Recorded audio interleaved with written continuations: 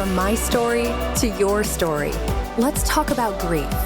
I will share my own grief journey, along with interviewing others about their path of sorrow and healing.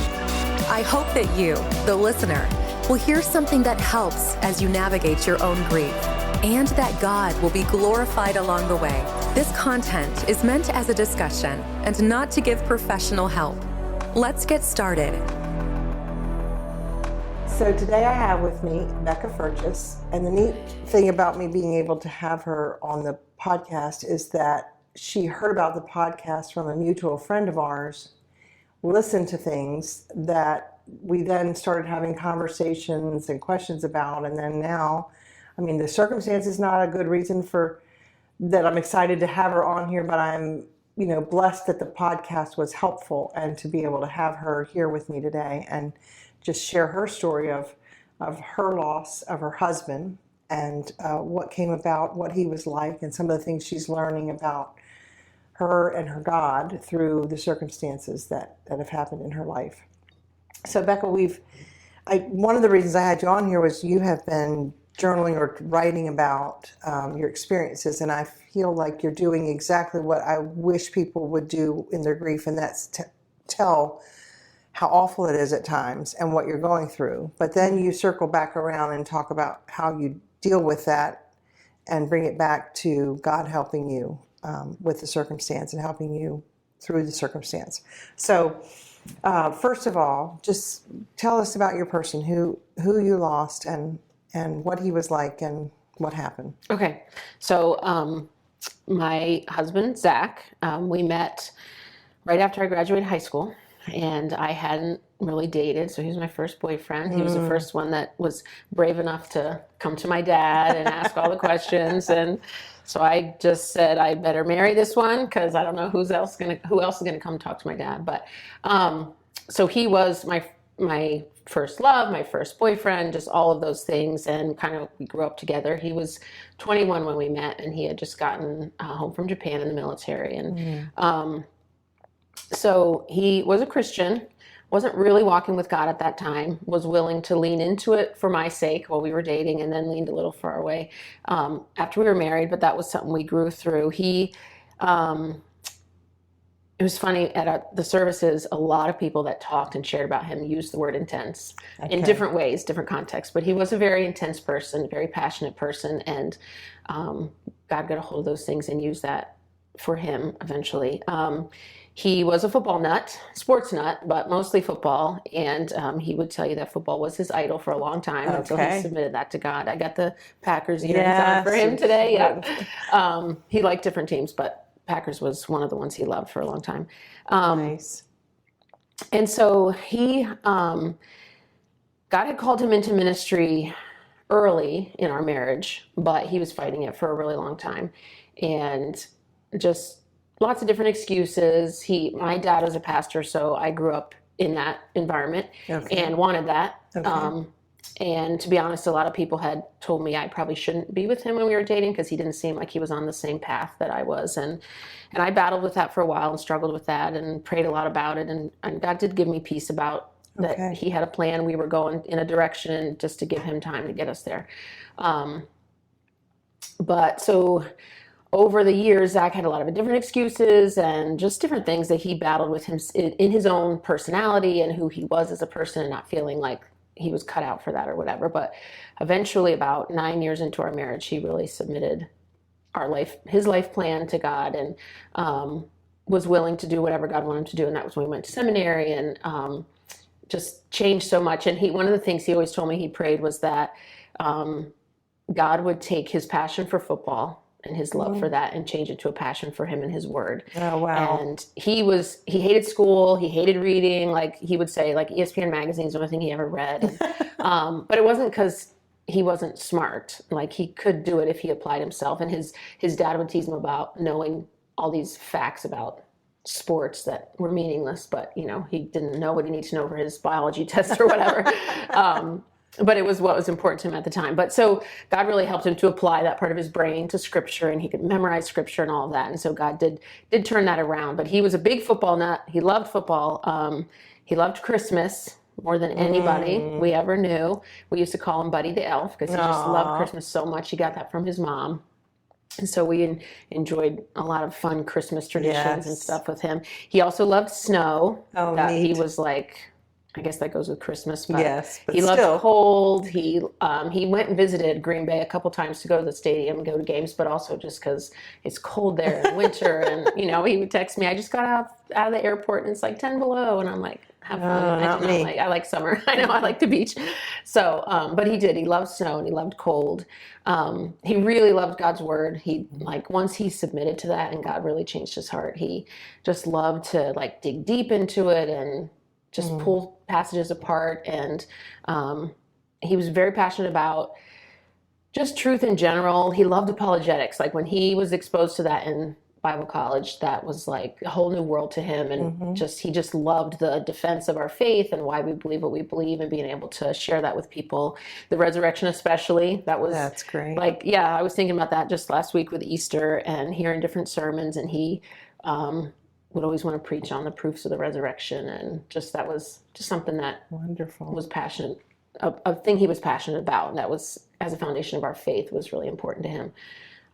For people to know. What else can I tell you about him? He was a natural introvert by nature. Like without God and without me, he would have been happy to be a hermit that lived in the woods in a cabin and went to town once a month for essentials and didn't have funny a lot of how God uses the people that you think are not going to be fit for a good fit for ministry. Yes. And so obviously his calling required him to be an extrovert. And when I say that to people that know him, they're like, because he was so outgoing and like he didn't get embarrassed and he was not afraid to be silly, and he doesn't come off as an introvert, but it was like that took all the energy he had. So you know, when he would come home, and then it was like he'd have to really recharge. And we learned later in his ministry years as a senior pastor, it was like he has to get away alone, like every couple of years for a couple of weeks, and just to he really needed that time to recharge. And I would see such a huge difference when he would come home. So he was more of an introvert, but life kind of required him to be an extrovert. But he could also be very outgoing, so it was kind of a mixed bag with his personality type. But he was also an athlete. He liked to be in shape. He loved to exercise. We did not have that in common. I despise exercise. But he did really love it. And I teased him that I married him for his muscles. So he always said that he had to make sure he kept those to keep muscles. Me. Right, yeah. So I did appreciate that. One of the things that I, obviously now on this side of all of this, being able to look back and appreciate just how much, and I shared some of this at the services that we had for him, how much God worked in him and just changed him beginning to end. Like he was such a different person, you know, especially the last 5 years of just submitting to ministry was huge. And then getting through Bible college was huge. Like there's these monuments really in his faith and his walk and just in becoming who he was. And like, it was I don't know, I guess you would call it a full circle moment at his service as I'm standing. And it didn't even hit me until I was standing up on the stage. That was the church that we had moved from, where we lived in Delaware when we left for Bible school. And so as I'm standing there with his body in a casket, you know, in front of me, I was like, the last time his body was in this spot was when he came forward to submit for ministry, and the pastor was announcing that to the church. And that just was like, in that moment, you know, it took me a minute to a second to it just hit me in that moment. But being able to watch what God did with him, he gave me a hint of it when I had fasted and prayed about if I should be with him, because my biggest fear was marrying. All I ever wanted to do was be married, and to marry the wrong person, it was like it panicked me to think about. I mean, once I knew once I decided that we're in it for the long haul, good, bad, or indifferent. And so I really did spend time just wanting God to really show me if this was going to be okay. And eventually, in, I don't know, a couple years into our marriage with struggles, I tried really hard to be his Holy Spirit. It's not effective at all. I did learn that the hard way. And God had a lot of things to change in me to be able to support him in the way he needed to be supported, so then God could, do his own work and not my work. Right. Right. And he gave me Philippians 1:6, that he who has begun a good work will complete it. And I just clung to that and prayed that verse for him.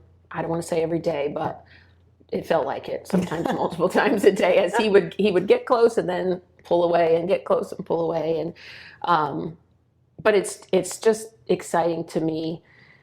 Maybe exciting is not the right word, but comforting to be able to look now at his and see how much God worked in him, changed him, the phases we went through, his willingness to submit, his personality even to what, do things that were nothing of ministry felt like it came naturally for him. Okay. He didn't feel.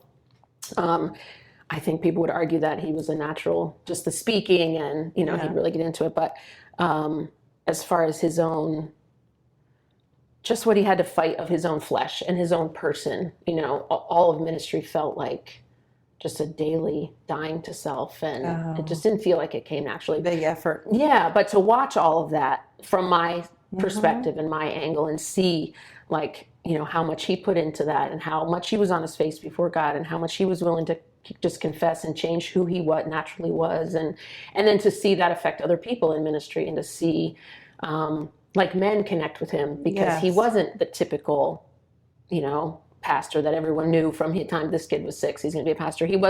That's not who he was.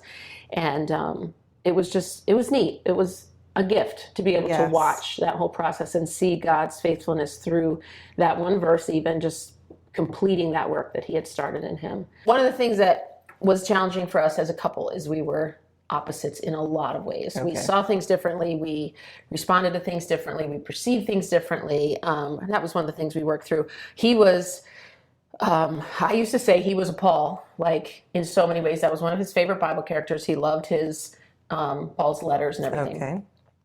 But he approached things like a Paul. And I am a Barnabas. I'm an encourager. I don't want to hurt people's feelings. I very much care what people think. He did not.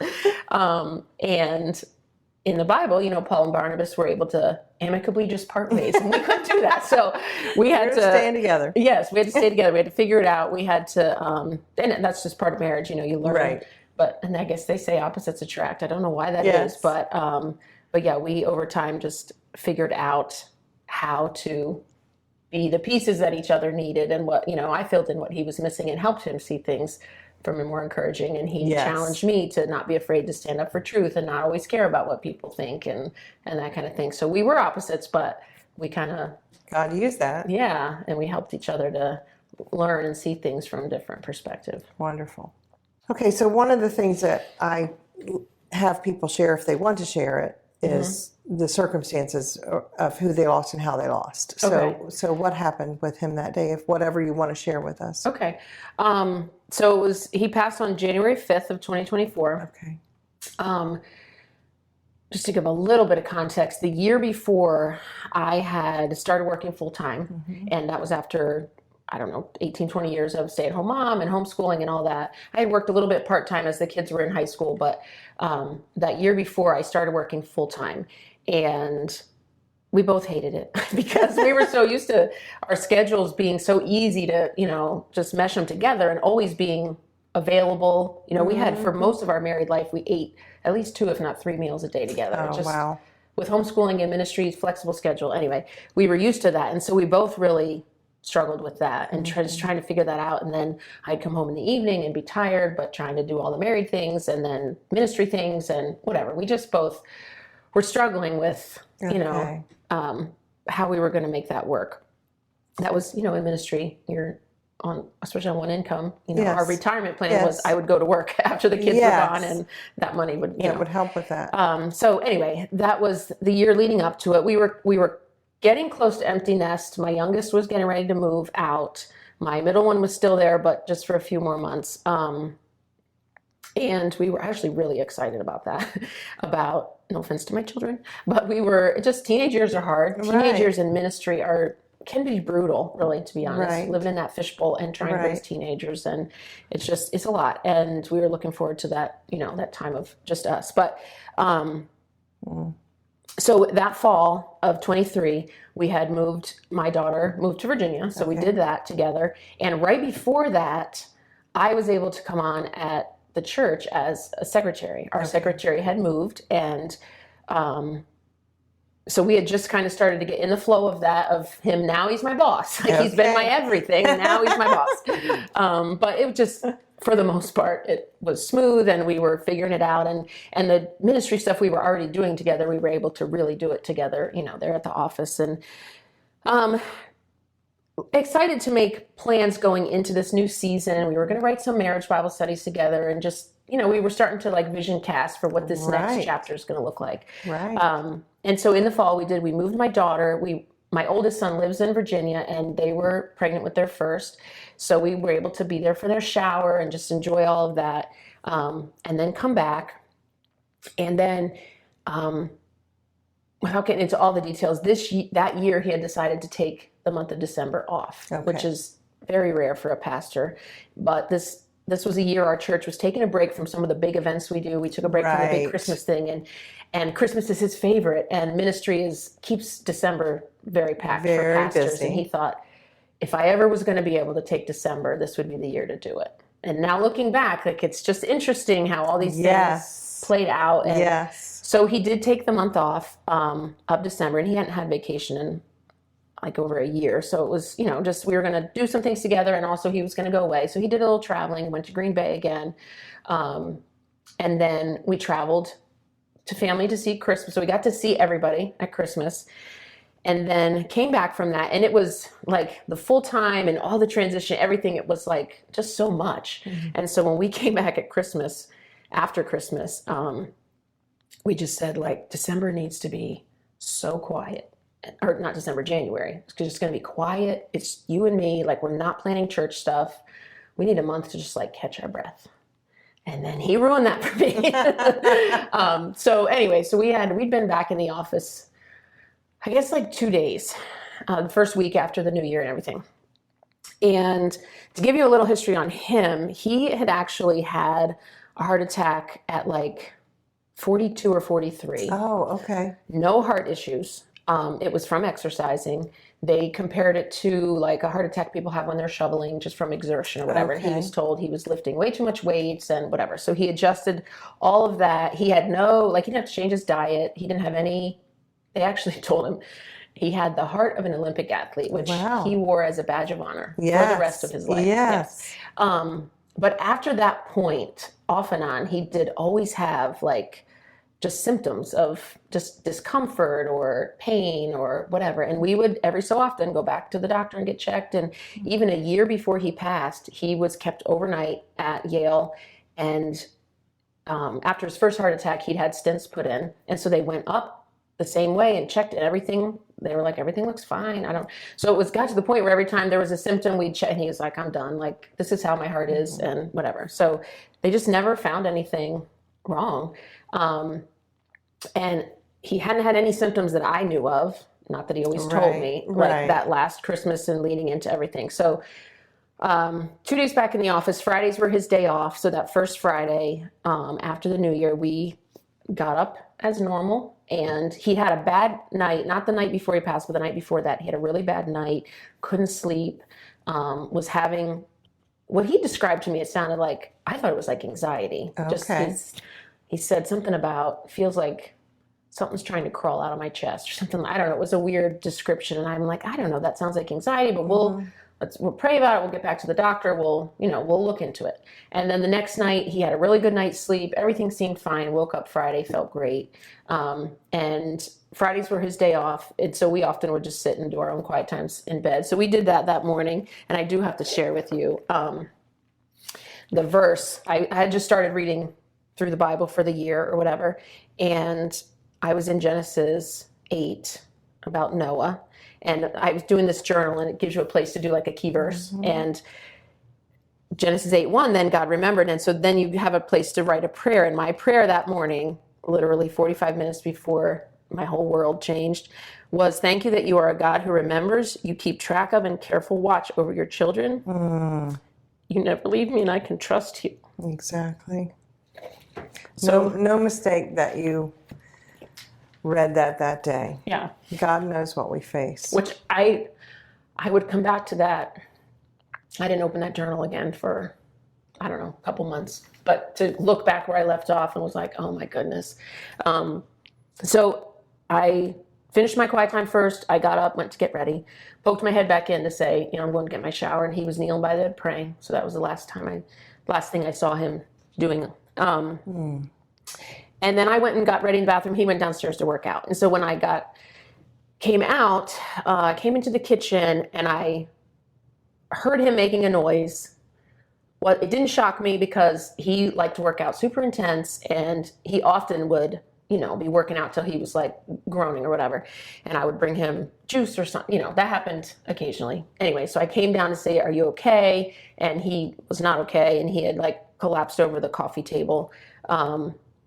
And he just was kind of locked. Like I was like, do you need help? Do you need me to call 911? Like, what's happening right now?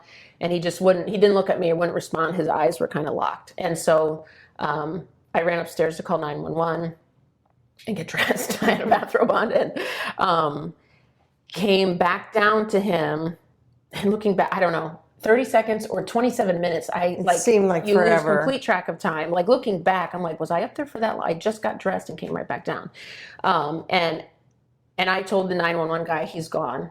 I think he's gone. But when I grabbed him and said his name, he did like inhale. He didn't look at me, but he did inhale. And then the 911 guy told me to go back upstairs and let the police in, which again felt like it took him 17 minutes to get his stuff out of the car and come inside. I'm sure it wasn't, but. And then when we went back down there, I knew he was gone at that point. They started doing CPR, and then just all these people showed up, emergency people, and I went upstairs to get out of the way. And they worked on for a while, but, and then they took him to the hospital, and I followed the ambulance there.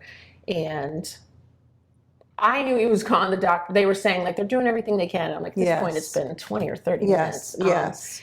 And I start texting people to let them know, which I regret. I wish I hadn't done that. Just waited because looking back, I was not paying attention to what I was texting. And most of my texts, everybody was like, I don't know what's happening, because her texts make no sense. Wow. And then just not thinking through, like, I'm texting people at work and giving them this, like, life-changing news. Yes. And I regret that so much. But I had that same type thing happen. But you in that moment, you just. Yeah, you're just reacting. Yeah, you don't know what to do. And as I share with you my experience. I don't know what everybody else, how they respond, react, whatever. I know we're all different, but I guess I just kind of went into, my emotions were completely shut off. Like there was even when I found him, I didn't like freak out, or it's like, okay, what's the next thing I need to do? Let's call 911. Yes. And now looking back, you think, what should I have done this? Should I have done that? Why didn't I try to do CPR? And I'm like, that didn't even cross my mind. Like he was still kind of didn't breathing. know what was happening. Yeah. And I think you're in shock. Yeah, I guess. Partly. And that's probably like a survival thing. Yes. Like it just shuts so that I was able to keep functioning or whatever. But that lasted for a while for me, I think. Like, I don't feel like that started wearing off until after the services. Like you're just kind of frozen and just doing the next thing. What's next? I laugh about it now looking back, but even when the doctor came in, and I feel like I was in a TV show. Like as soon as he walked in, I'm like, all right, this is the part where he says, I'm so sorry, we tried everything. And that's exactly what he said. Really? Like, I'm so sorry, we tried everything. Wow. And I'm like, yep, I knew you were going to say that. And the nurse is standing there with 2 tissue boxes. And he tells me, we did everything, this speech that they give. And I was like, okay. And it was so awkward now that I look back, because they're like, she's like, do I hand her the tissues? And I just was like, now what do I do now? And so you're going through the emotions. And I went back to see him. He was intubated, and then it's just all the things, and then life just is coming at you 100 miles an hour, and all the decisions. And my family was so just like, if somebody were to say, what do you need from us? I'm not good at answering that question on a good day, because I'm always like, I'm good. I'll take care of it. But I don't know what I would have said. Like, I don't know. You don't know what you need in those moments, because you've never walked this before.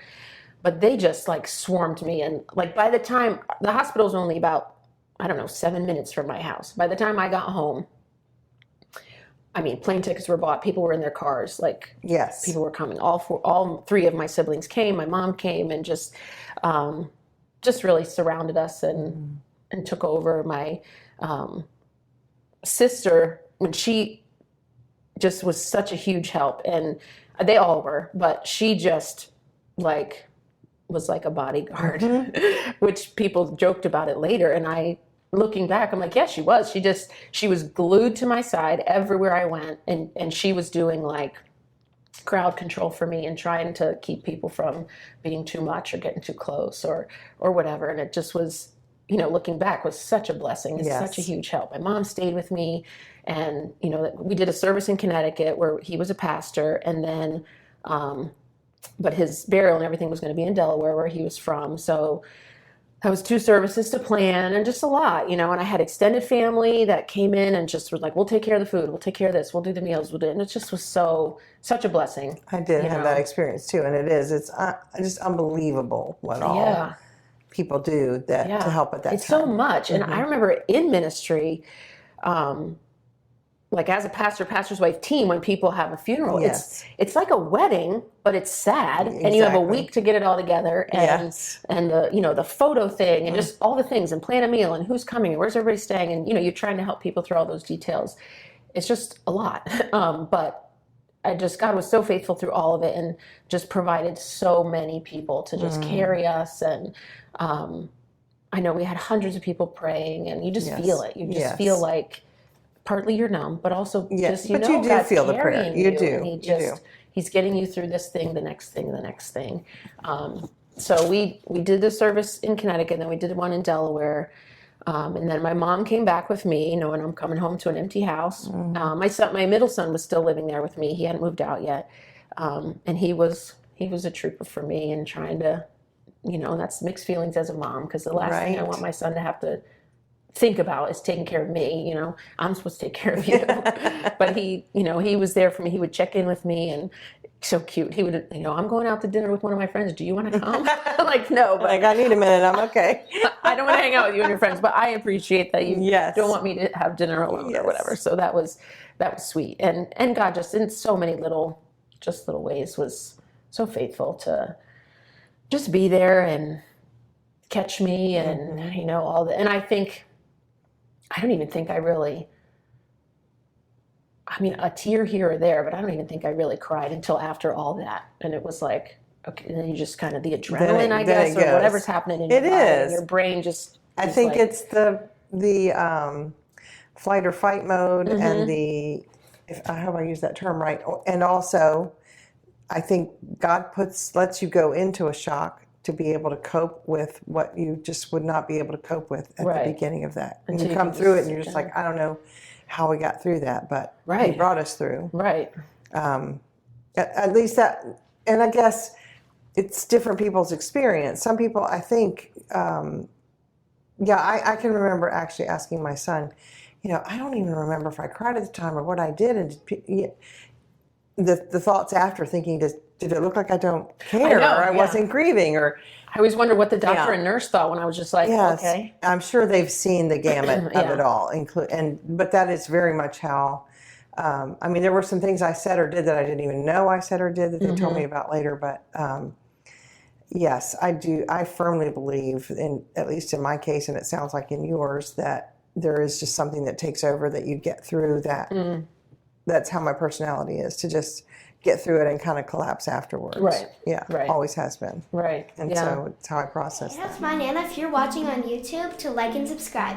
If you are listening on the podcast, please like and follow. We would love for you to do that now to help our channel grow and become a blessing to others. So I have appreciated, as I said in the beginning, how transparent you are. You're good at writing out what you're going through and what's bothering you or what's difficult. And some of that writing I've seen, through social media. And one of the things that I read, you were telling us, like, the general turmoil of looking over and seeing a couple holding hands. I think you were on an airplane, right? Okay. Yeah. Looked over and a couple's holding hands, and you have that. Well, tell us about what went through your mind, what was hard about that. And then you told how you circled back around to, okay, I'm not going to live in this I'm going to be sad, but I don't have to stay in this. Right. So part of this journey for me, actually, when it very first happened, two different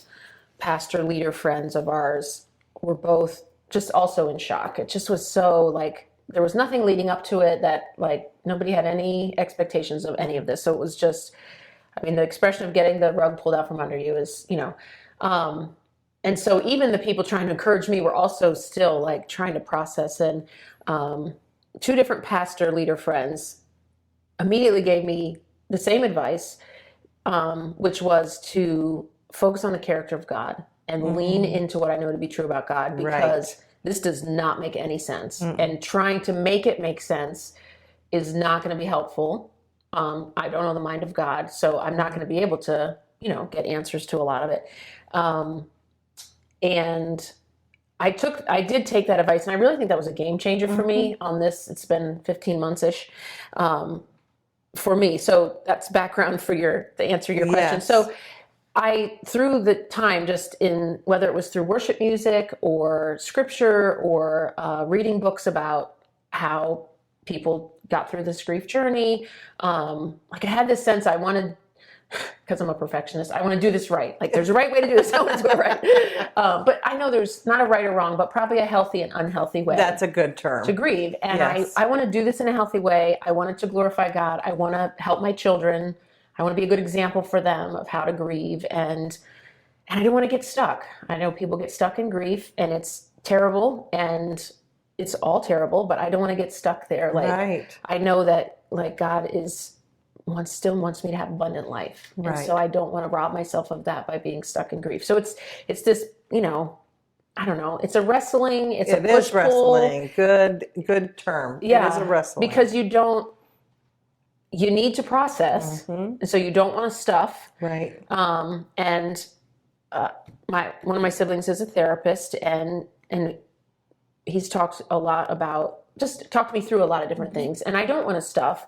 But then it's like, am I stuffing, or am I leaning towards God and worship? So it was just learning that and a practice. And some days you almost don't even have the spiritual faith energy to lean the right. It's like, I can't pull myself out of this. Like I just have to wait for this cloud to pass. Sure. Like I can't even really. But for the most part, God helped me to be able to just learn to lean into him and really what that meant. And so, yes, so that story, I was traveling, and I've done a ton of traveling actually since Zach passed, and just trying to live fully and just do things. He did not like traveling, so I've been enjoying some trips. And traveling is one of the times when a phrase that I read in one of the books was being half a couple. Yes. And Yes. man, that hit, like when I travel, that's when I feel that so much, because it feels like everyone around me Yes. is a couple. Yes. Like everyone around me is married or with somebody or whatever. And you're just watching people do life together and hold hands, and just like when people travel, usually, not always, but usually it's like something fun and exciting or whatever. And just watching people laugh. And it can happen anywhere. It's everywhere you go, it feels like everybody's married, whether you're at a restaurant or church or whatever. People invite you over for dinner, and they have to pull a seventh chair up to the table because it's three couples and you, whatever. It's just So that phrase, half a couple, just always like, I feel it when I travel. And this particular trip recently, I had the window seat, and there was a couple next to me, and she actually must have been afraid to travel, because every time there was any kind of bump, she would grab her husband's hand, and she had her phone, must have been set to like peaceful music or something, because she would grab his hand and close her eyes and push play on her phone. And so just out of the corner of my eye, seeing them just holding hands and interacting with each other, and it just hits you sometimes. Yes. And it just was a gut punch in that moment, and I had to turn, because I didn't want them to see me getting emotional, and turn. And memories of our last trip was to the Bahamas, which was, I'm so glad we did it. Whole thing went on a credit card, no regrets. Like our only regret was that we didn't do more of them. Right. I'm not a financial advisor, so I'm not telling everyone to put vacation on credit card, but we definitely didn't regret that. And just wish we had done more things. We had plans for more trips, but on this trip, it just the memories come rushing back of the last time we traveled together, and just different things, and having fun together, and then so in that moment, I can decide which way my mind's going to go. I can sit in that, and it's easy to do, and it feels good sometimes to. And I'm not saying there's anything wrong with that. Sometimes we just need to like let the thoughts go. But it's like I could sit here and lean into, I'm never going to have that again with him. We're never going on another trip. I'm never going to make another memory with him. But in my own experience, that always just leads me to darker places, and I don't want to go there. So somebody might listen to this and say I'm stuffing, and if that's the case, I'll figure that out eventually. But I think stuffing would be if you didn't even acknowledge it or didn't even talk about having those feelings. So you're having those feelings and you're admitting those feelings. I feel like you're just like I'm saying, you're thinking, okay, what is the best way to come back around full circle to God on this? Right. And so the practice from the advice I got of like focusing on God's character, that practice has led me. Faith is a muscle that you have to exercise, and spiritual disciplines are muscles like going to the gym. Like the more you do it, the better you get at it, the more natural it becomes. And so 15 months into this, it's like, all right, which way am I going to lean? And it doesn't stop the sadness. The sadness is there. The tears still come, but I'm not going to sit in this and wallow. Right. So I just immediately, the first thing I did was start praying for them. I don't know where their spiritual standing is, but praying for them as a couple, let them have a great trip wherever they're going. I pray that they would, have many years ahead of them as a couple. And if they don't know you, bring Christians across their path, whatever. So I prayed for them and just kind of deep breath. I'm going on a trip. This is exciting. And then I slid my window up just to kind of get my attention away from them and look outside. And it was my two favorite things of God's creation are clouds and ocean. And I can't remember if I was on my way to or from Dominican Republic. So it was clouds and ocean. Like I'm looking down from above the clouds and I can see the blue ocean underneath. And it just was like, it's like a spiritual breath of fresh air for my soul. And I'm like, God is good. Thank you for that. And then I was like, okay, I'm ready to face forward. Face forward again. Literally and figuratively. I think two things you said, I want to emphasize them, are so important that you did. Number one was to think about the other people. You saw something good happening with someone else, and yes, it bothered you because you missed that and you acknowledged that. But instead of being bitter or truly jealous of it, you turned it into something good, like praying about them, their salvation, and their trip and their life, even though you don't know them. So you're taking your mind and saying, we're not going to bitterness and we're not going to jealousy, which is something, that can happen when you let feelings dictate everything versus what you're trying to do, and that's let God's truth. And I want to emphasize that because I think when you have someone pass away, especially a spouse, it could be a child too, and it's a devastating loss that ripped something away from you that you're not ever going to have again. It's so, all the truth you've learned gets tested with. That's the only way how to put it. I mean, you really have to decide, do I really believe what I believe? Right. And so just to constantly bring your mind back to truth is a key. It doesn't mean you don't have terrible days, bad days, not handle it well, and all of that. So I think focusing and still rejoicing for someone else who has something you don't have, even if you just take it to the Lord, and then what you're saying about, I'm focusing on truth. I think those two, I know you said it, but I want to restate it as in, let's make sure, I think those two things are helpful for widows, for grieving parents, for anyone who's struggling with loss. Yeah, and I feel like looking back, there were certain spiritual disciplines or like pillars or whatever that were in place in my life.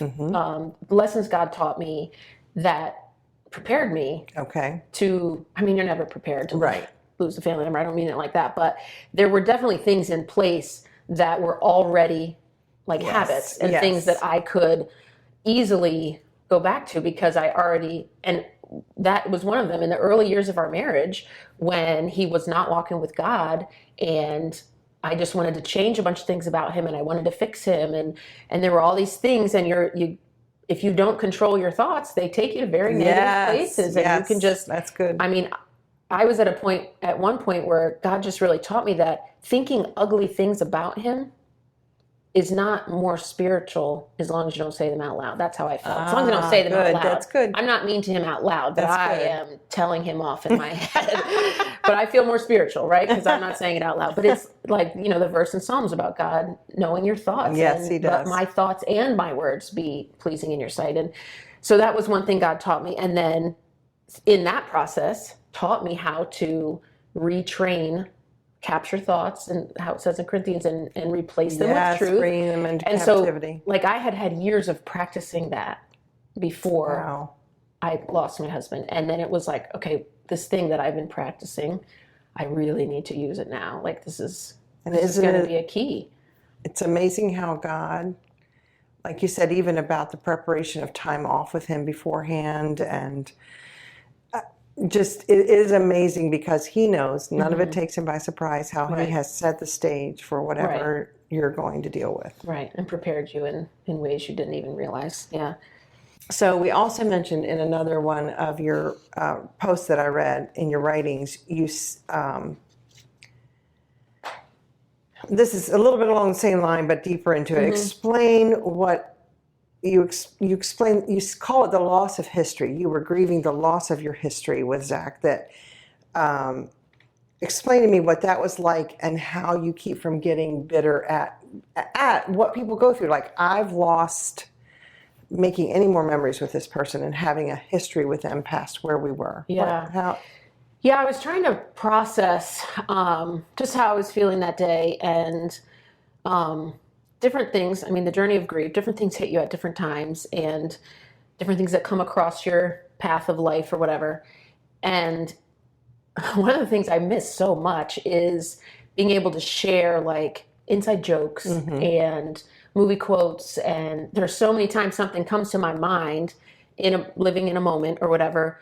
I can hear him, what he would say in this moment, or I know what movie line he would interject right here, or, and I don't want to annoy everybody with Zach. If Zach were here, he would say, like, you just don't want to keep saying that. But so I'm just reliving it in my mind, what he would say. And then times when I want to say something, but then I realize no one's going to get it. Right. Like, he would have been the only one who would get it, because it was an inside joke between us. And feeling the loss of that kind of a connection. You can't really lose your history. As I processed it, I was like, well, I guess that's not a good way to say that. But the loss of a connection to someone who's connected to my history, maybe, and just, you don't have that. Like, it takes years to build that kind of history with someone, and then to not have anyone that gets those inside jokes, or, once in a while I can text my kids, like, this happened today, Dad would have said, or whatever, and they'll get it and laugh, or, and then that gets them to respond, remember when, or just to try to keep, I always want to keep him in conversations, like, keep him part of our moment by moment. But that day I was just processing that. And I mentioned earlier, like, we were almost up to empty nest, and we were really excited about that. And I feel like that makes me sound like a horrible mom, but I loved parenting and I love my kids to death, but especially coming out of raising 3 teenagers, and just looking forward to time together. We wanted to have kids close together and early,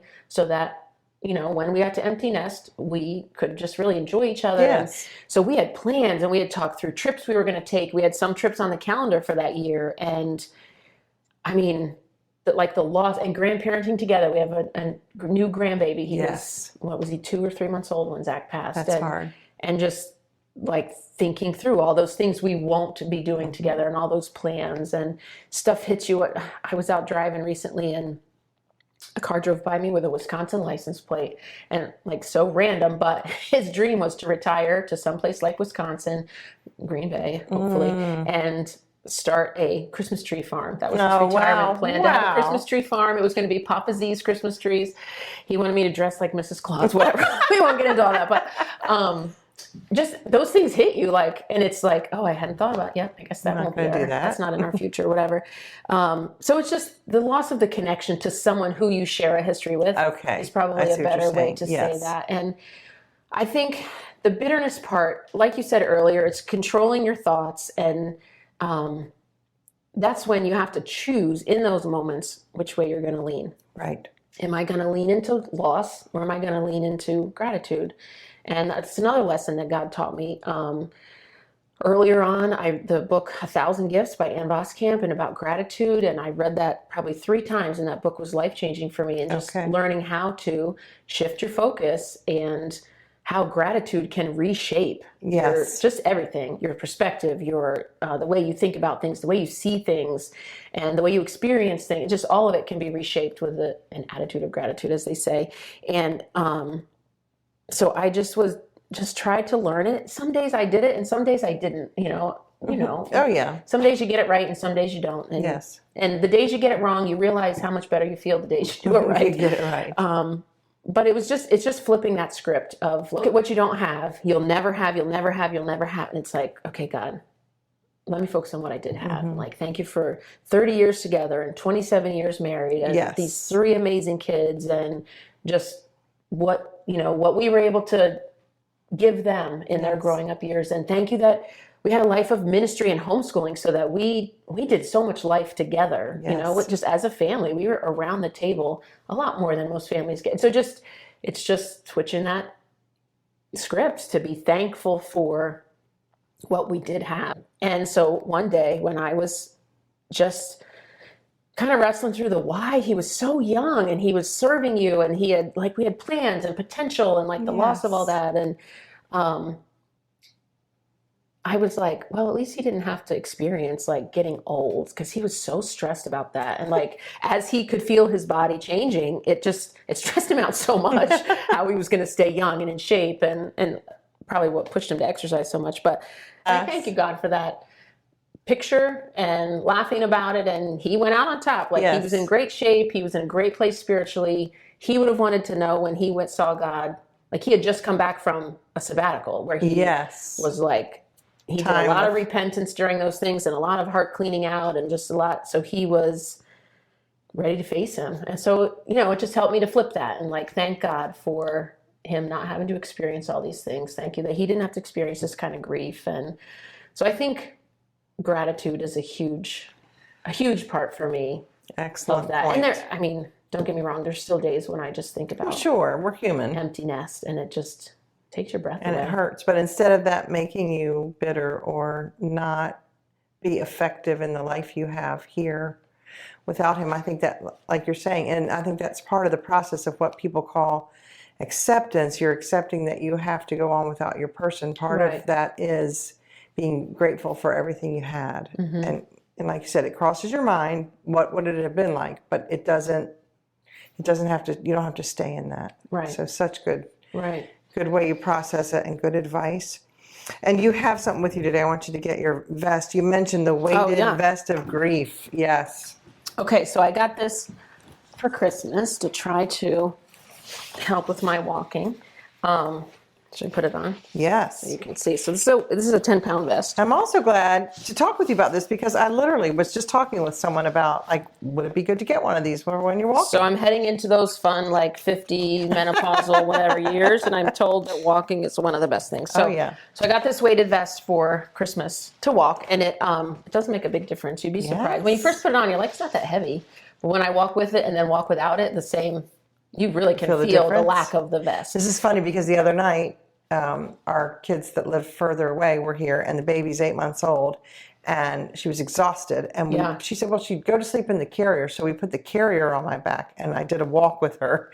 And it makes a big difference. I was exhausted. Yeah, it is. So I got this to, it just helps more resistance, whatever, when you exercise, and I don't know, maybe burns more calories, whatever. But I don't know if it was when I got this that I used that term or whatever, but for me, in my experience, grief has just felt like a heaviness that you just kind of carry with you, like a weighted vest, and it goes everywhere with you. You really can't take it off, which at first was kind of discouraging to think about Yes. that. Like I would talk to people about just grief, people that were ahead of me on the journey, and they're like, well, grief doesn't go away. You just get better at carrying it. And I'm like, I don't want that to be true. Like, I Right. feel like it's been 6 months or whatever. I'm 6 months closer to being back to normal, but you're never going back to that normal. Like none of your normals are going to be normal anymore. So we're starting all new ones. And so it took me a while to like receive that information and accept that, okay, this is like somebody posted once I read about grief being a friend, and I'm like, I'm definitely not there yet where I don't want to be friends with grief, but it's definitely, I'm sure in time it is easier to befriend grief and just learn from her, so to speak, instead of try to fight it. But for me, it's just a heaviness, a weight that you carry around, and some days it's heavier than others, and some days, like you think about when I'm walking with this, on the parts of my walk where I go uphill, you just feel it more. And so like when life is uphill and stress, that's when you feel the grief more. Like when, after he passed away, our dog, who had never been to the vet, started having all these issues. And it was just such a dumb thing to be stressed about. But I'm at the vet for like the third time in 6 weeks with the dog. And I'm just like, I can't do this. Like I don't have the emotional white space or energy or whatever to handle stressful things right now. Hopefully that will come back in time. But so it's just that it's that burden that you're carrying it, and it takes a lot of your physical energy, your emotional energy, your mental energy. And so there's a lot of times when you're just more exhausted physically, which is a whole other thing. But you are, true. So when something comes up where you would normally have the energy or mental space to deal with it, you just don't, because all that energy is being used up to carry the weight of grief. And so that's a great example. You just don't, like it made me, God showed me in a couple different moments in this, like to be more compassionate with people. Because sometimes you just want to say to people like, it's all right, let's get over it, or let's whatever. And whether it's people grief, even say that, which is terrible. But I've met people who say, somebody said that to me, like, what is wrong with you? Why don't you just go and get over it? And not like even that. just with grief, but I was even thinking of with my own kids, when something is weighing someone down and something small happens, it triggers a reaction that's bigger than what it should be. But when you've got that weight, you don't have the emotional bandwidth or whatever to handle that thing in a normal, logical way. That's true. And I was like, okay, Lord, help me to remember this and be more compassionate, because I tend to be a person that's like, all right, let's cry about it, but all right, here's a tissue, wipe it off, let's move on. And so I don't know, that was just a good way for me to understand it and understand my own journey. I think that's with grief. excellent. Yeah. And the carrying it, you do get, I found a year plus in, put this down, you do get better at carrying it, as people say. And some days I guess you're just more aware of its presence, and it's just it's just heavier. I had someone ask me recently because I'm into year 2 now, and a lot of times people say year 2 is harder, and they asked me if that was true.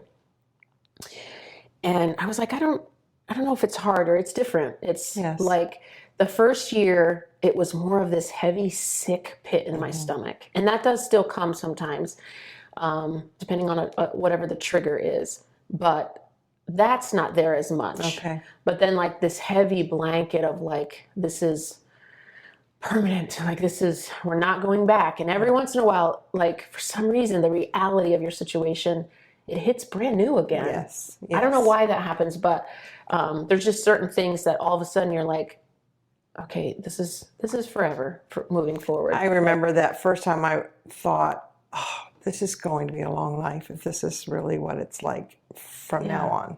Yeah. Yeah, one of my kids expressed that recently, like, this is exhausting. Like, I'm tired of realizing that he's gone forever. Like, I already know that, but why does it keep hitting me over and over again? Like, I want to get past that part. I don't want to keep processing that. But like, it's just part of it. I don't know. It is. It's part of it. It takes time. And like you said, it does revisit. Yeah. That's such a good description of it, though, is that you're carrying on. A little thing I said, which is kind of in the same vein, was it's almost like you have these suitcases that you take with you on the journey of life. Some people don't like it called a journey of grief, but whatever you want to say, processing it, whatever. And, you're carrying that suitcase, and grief is this new one you pick up. And it's like you can never really get rid of it. You can't just leave it somewhere. You can set it down for a minute. It's a little bit lighter, right. But you're going to carry it with you forever. But you get better at, stronger at carrying it. Yeah, and I think, I guess what we were talking about before, the acceptance thing, at some point you just have to accept that grief is part of who you are now. It's part of your DNA now because you loved, you lost. That's never going to go away. You're going to handle it differently at different times. Different things will trigger it.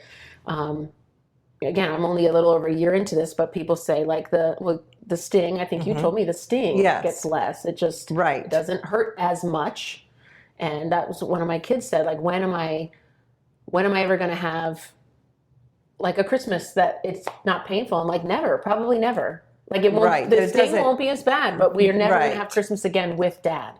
Right. So we're going to make lots of new memories, and your life will be so full, but there will also... There'll be that hole. Yeah. Still be something you're not getting to share with him. So it's just getting better at carrying it, just like a weighted vest. Like hopefully, if I am disciplined to stick with it, at some point I'll be ready for like a 10-pound vest. You just strengthen. Won't be challenging, so I can do a 20-pound vest, and you get stronger the more you go. And the other thing for me, and learning this recently in Grief Share, it was in one of the videos from the Grief Share class. It was talking about external grieving versus internal grieving. Okay.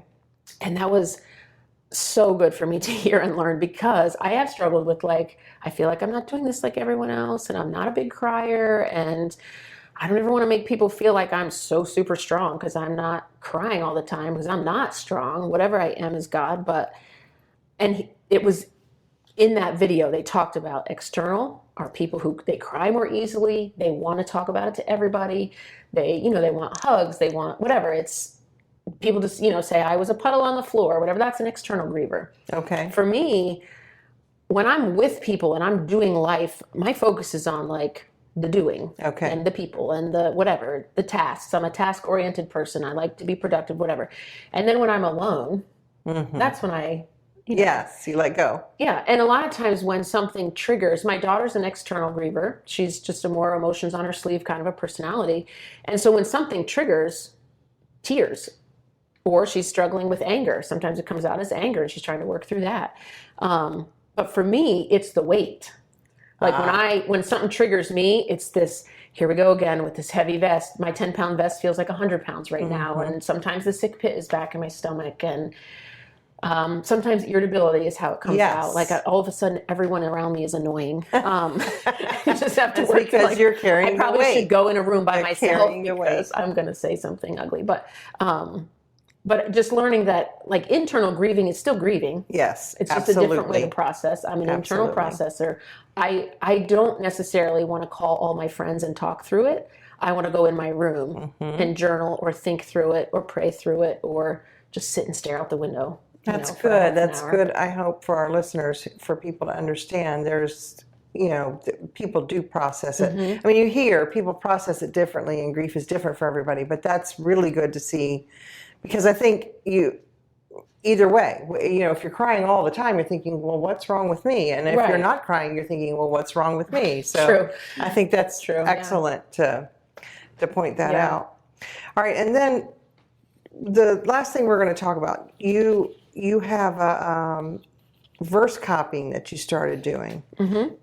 So tell me about that, the do not fear and the verse copying. And so this was my sister's idea. My sister and my mom are two of my spiritual heroes, I would say. And my sister had asked my mom and I at the beginning of 2025 if we wanted to start doing like a practice of copying a verse a day. And I actually don't know where she gets the references from, but the beginning of the month, she sends us a verse a day for Monday through Friday for the month. And every verse has the phrase, do not fear. Okay. And so we just started a journal and we start some days, you just copy the verse a bunch of times. And some days something will jump out to me, like for my own situation, and you journal about that or whatever. So we've been doing that. And sometimes we compare notes. And one of them recently was Joshua 10:8, which says, the Lord said to Joshua, do not fear them, for I have delivered them into your hand. not a man of them shall stand before you. And I, usually I look back, see what is the context of the do not fear. And it's been interesting. I've never done a word study like this before, but just to see, you start picking up patterns after, what are we in April now? So I don't feel like doing math, but we've done a bunch. We've done a bunch of verses. So you start being able to see patterns. And one of the things I've seen is, maybe not every time, but almost every time there's a do not fear, there's a reason. Okay. Like, do not fear, for I am with you. That most of the time is God's presence is tied to the do not fear. Okay. And in this situation, if I remember right, I don't want to be quoted wrong, but I think a bunch of enemy kings had gotten together and was about to attack someone, and they asked Joshua for help. And he went to God to see if what he should do. If he should do. And God told him, don't fear them, for I have delivered them. So this is past tense, have delivered. Joshua hasn't gone into battle yet. And so what I was noticing was God never says, do not fear, life isn't scary. Do not fear, I'm going to take away your problems. Do not, he doesn't ever say that. He says, do not fear, I've gone ahead of you. Do not fear, I am with you. That's good. Do not fear, I've taken care of this. Perfect. Those are the things that he tells. And so Joshua had to, on faith, we talk about walking in faith or whatever. This is a good example of that. I'm sure he was afraid, and the battle still you still have to move forward. The battle still has to be fought, but God's telling you, I'm already on the other side, and I'm guaranteeing you victory. So you can choose to rest in that truth and then walk forward and face the battle. You still have to face it. You still have to walk through it. But one thing with grief that God was showing me that day was, like I said, faith doesn't mean the problems are going to be gone. So it's okay to have fear and faith. Yes. Don't let your fear stop you from walking forward in faith. But we're humans. Right. When I'm facing something that's bigger than me, fear is a natural reaction, the fight or flight, like that. God created us with bodies that do that. Yes. But emotions are supposed to be like I've heard it said like a check engine light. Notice it, pay attention to it, don't ignore it, don't stuff it, pay attention to it. But why is it there, and what am I going to do about it, and which way am I going to go? That's good. And so Joshua had to make the decision, do I trust God? So let me look back at his past faithfulness. Of course, if you read it, God takes care of it. And later on in that chapter, Joshua was able to tell the people of Israel, do not be afraid. He took what he learned, and then he was able to encourage others. Oh, that's great. And so it just, I guess a lot of times we think with our emotions, with grief, with stress, with life, with living a life of faith, you're either afraid or you're a person of faith. You either have strong faith or you have doubts. You either are gonna, you're either gonna have joy or you're gonna be sad. And when Christ is part of your story, you can be devastatingly sad and also filled with hope because of the resurrection. Absolutely. You can be, you can have just that pit in your stomach and also have peace in your soul because God's faithful, and I don't know what this next chapter is going to look like, and it's not what I picked. Right. And I can't even imagine it being better than the last one. I liked it the way it was. Thank you very much. Yes. I didn't want it to be different. I had plans that were going to be good, but do I trust that God is good? That goes back to leaning into his character. Do I trust he is who he says he is? His name, do I trust it? Do I believe it? And if I do, am I willing to stand on that and keep moving forward? And even though I have a pit in my stomach, and even though sometimes these waves of dread come over me, I can still have peace in my soul and know that it is well. It doesn't feel well right now, but it is. But you trust that it is. It is, because your plans are good. Your plans are good, and I refuse to believe anything different. That's excellent. Because that's what you've told me is true. And that has been, I think, I don't know, that's been a driving force for me in just journeying. I like the word journeying because it is a journey.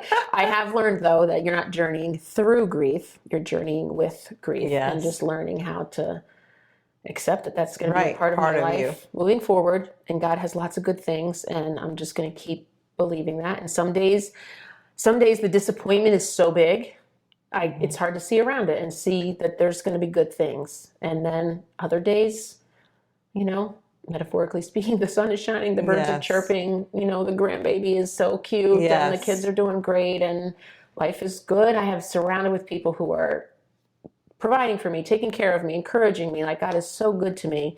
And some days that's so big. Like, the weight is, the vest feels Yes. light because I Yes. just can feel his goodness all around. And grief includes all of those things. It does. And we just have It's to. such a mixed bag. It is.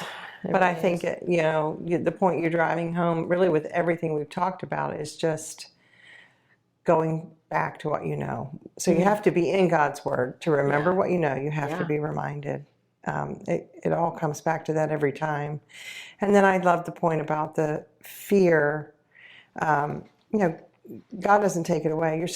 Your person doesn't come back. Right. So it's not the absence of fear that makes us okay. It's that we step forward into whatever He has for us, knowing and trusting that He knows what's best, and He can give joy when we don't think. We think, oh, it's all mapped out like this. It has to be like this for me to be okay. Right. He says, no, I've got this plan over here, and if you'll trust me, it is still going to be okay. Like you said, I've gone before you. That's such a good. Yeah. Good thought. A book that I read right at the beginning, it was a devotional. I forget exactly what it was called, something about resting in God's sovereignty. And when I was advised to lean into God's character, faithfulness and sovereignty were the two that I just, started right away, because sovereignty, God's in control. This didn't happen, didn't catch Him off guard. And I know He's going to be faithful. So those were just kind of the two that I focused on. There's so many characteristics of God, but the book talking about resting in His sovereignty, like, you believe God's in control. And like you mentioned earlier, but when you go through something like this, I have to how much do I actually believe this? Like, I believed it up here, but now I have to do I believe it enough to walk forward in it? Yes. And that book just really opened my eyes to the difference between believing it up here and being able to move forward and rest in His sovereignty and not panic about my future. It comes and goes again. It's a wrestling. You're always wrestling, but just learning the difference of resting in His sovereignty and in His control, and that's translated moving forward. Something recently stressful with one of my kids, and it's your instinct is like, oh no, and then it's like, no, it's God is in control. Mm-hmm. I'm going to rest in that. So learning that through grief has helped me now not to panic as much with my kids, although I still do panic with my kids. But we all do. I get it. Yeah. But just the difference of resting and just seeing the difference played out in what you believe. I've believed God is in control as long as I can remember. I came to Christ as a little kid, so I don't remember ever not thinking God was in control. Okay. But it's one thing to believe it, and then when you're forced to practice it. Yes. It's just different. It's different. It's a different Calls level. You out on it. Do I really believe it? It really does, and shows you where you're strong and where you thought you were, but you're really not. So, yeah. These are good things. Well, I so appreciate just the fact that you were willing to sit down and talk about it. It's not easy. And I appreciate your take on sharing the things that you've learned and are learning, and you're so open and willing to allow God to teach you these things and to use. Here He is using one of the worst things that's ever happened to you, if not the worst so far. And you're letting Him use that to help others and for His glory. So thank you. Can I say I appreciate you doing this, and I was thankful to get connected to you through this, and the just the videos you shared, some of them, and I was like, oh, it's just when someone else is going through something, you're like, okay, I'm not crazy. This is part of grief, or my memory is gone. It's completely gone. Yes, I feel like I have dementia. But okay, other people are experiencing this too. And your boys' videos, just sharing their own, it was encouraging to me to know that see where they were, knowing I have 3 young adult kids going through this, and it just thank you for your ministry through this, because I'm glad it gives those of us new on the journey a place to look and to get some guidance and wisdom. And you were quick to let me text to message you and just answer questions, and I appreciate your friendship. I can try, but thank you. I appreciate that very much. And I think as you continue to go through that journey, we'll talk again. Okay, I would love that. Thank you, Bekah.